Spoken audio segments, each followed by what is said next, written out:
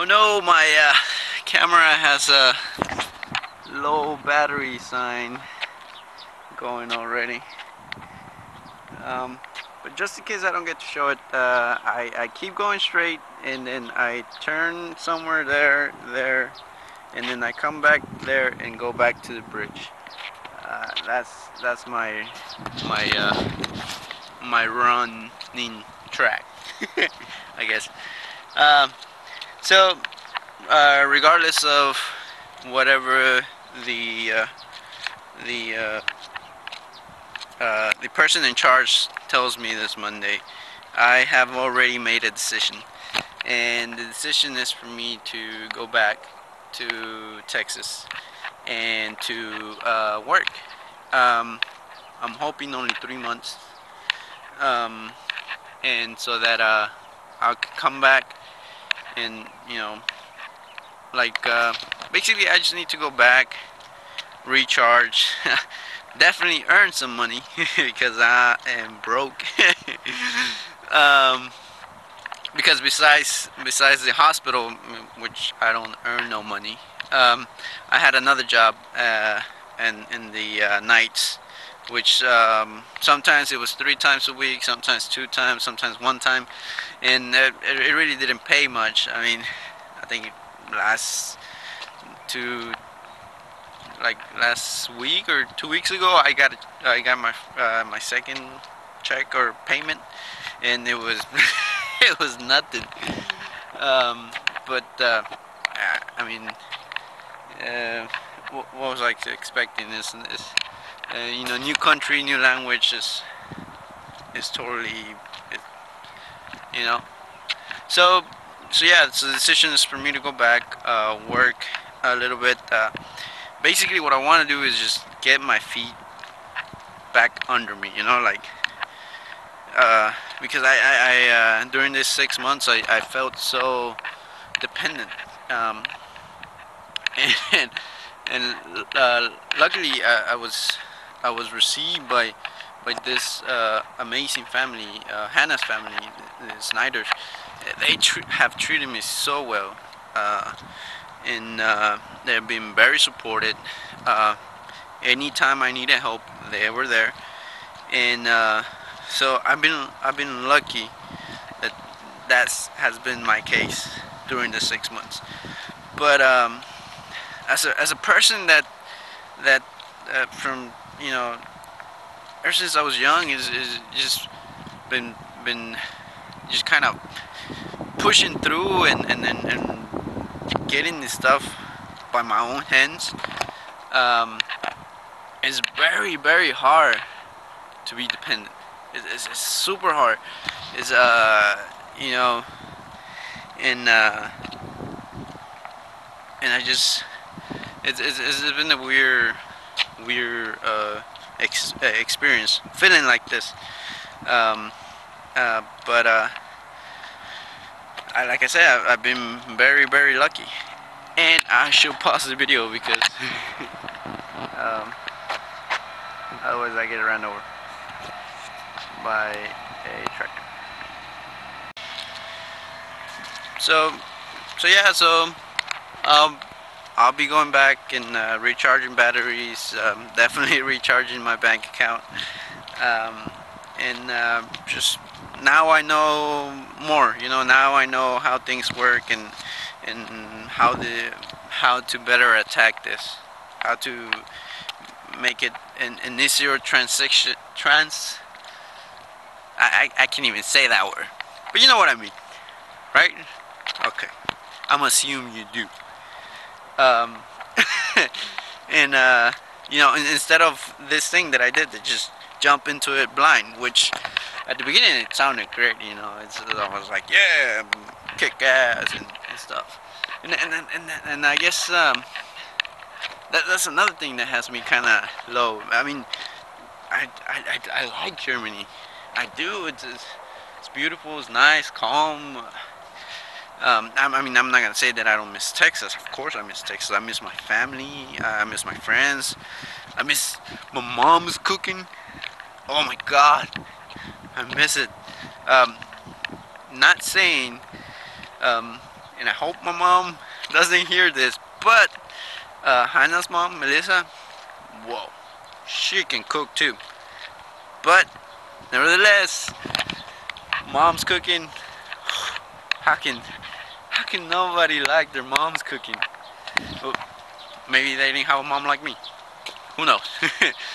but, uh, but yeah, I mean, I like this place, and going back, it just feels like I fell, you know, like I tried this, and I went head in and with everything, and now just think that I'm going back because I couldn't make it. It sucks. But it really gave me a perspective. I mean, now that I'm an adult, I guess you can say, even though I probably don't act like one for most of the time. I look back to when I was growing up. When we were growing up, we didn't. I don't think we had it.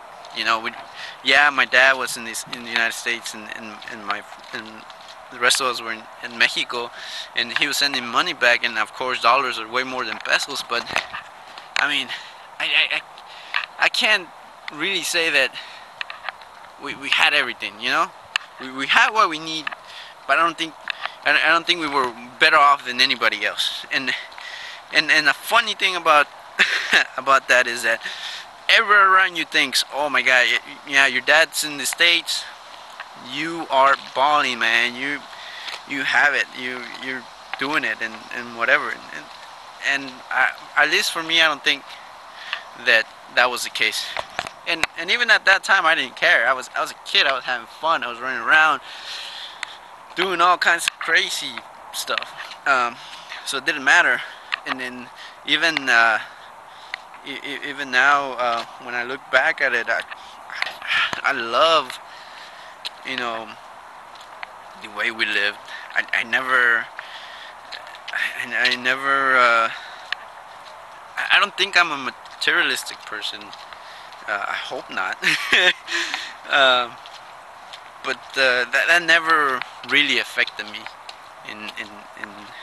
in any way. But anyways, so looking back and just thinking of my parents, that when they first immigrated to the States. And by the way, no, they were not born there, and yes, they crossed without papers. And so the story goes is that my dad had already been there, and so he came back and charmed my mom with, the Bautista charm. I got some of that too. No, I don't.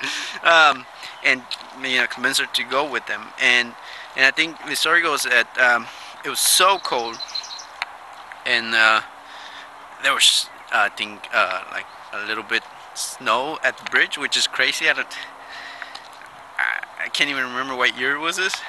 Well, I wouldn't remember because I wasn't there. And my parents say that it was so cold that the immigration officers just saw them cross over the bridge or under, or however they crossed, and he just stayed in his heater because it was too cold. And maybe back then it wasn't as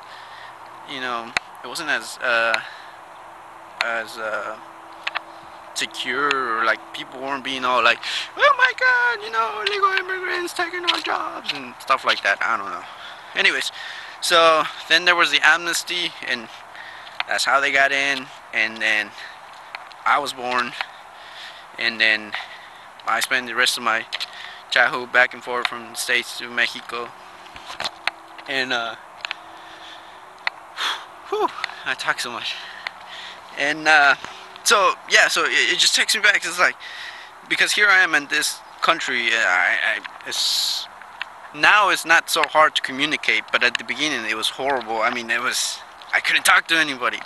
And to think that my parents did that same thing, but they went there, and and they, even though it was easier for them to go back, they just grind it out and decided, no, we're staying here, and we try to give a better future to our family. And I always try to tell my parents, hey, you guys are great, you guys are awesome. And you know, I've been as I grew up older, I've been more open. Like, my eyes have been more open about their whole situation whenever they were you know, younger, maybe my age, and doing all these things with 4 kids. And just to think, because I even think back whenever I understood more English than they did, and people would talk to them, and they wouldn't know what to say, or they wouldn't know what to do, and like, in a way, it kind of it broke my heart. Not broke my heart, but like, I feel so like I can feel they're powerless, you know, not being able to communicate. And somehow they stuck to it, and they stay, and they made it. They had their family. You know, I went to college. I still need to get my bachelor's, but I'll get there. And you know, so they made it, and basically this is just they do understand English now, so they can see this video and say, my son really appreciates me. No. I think this is the first thing I will say to them whenever I see them again. But God, the appreciation, the love that has grown of my understanding of what they, right, maybe seeing a glimpse of what they went through. It's amazing. So if you are in the same boat as I am, meaning that you have some parents that, you know, crossed over and decided to make their life here, and by doing that they offered you a better chance for you to make a better life, then, you know, I recommend you to turn to those viejitos and be like, you guys are some bams. You guys are some badass mother effers, and I really appreciate you, and there's no way to describe the love that I feel for you right now. So on that note, I will end this update. I'll probably see you guys soon. We'll hang out, have some beers and stuff, if I'm not working. But yeah, I'm definitely can't wait for my mom's cooking, dude. To just some salsa verde. Oh yes. So yep, that's an update. Oh, and no, never mind. I was gonna show you, but there's this guy with some really short shorts. You guys don't want to, you don't want to see that. I was gonna show you the rest of the road, but no. Okay.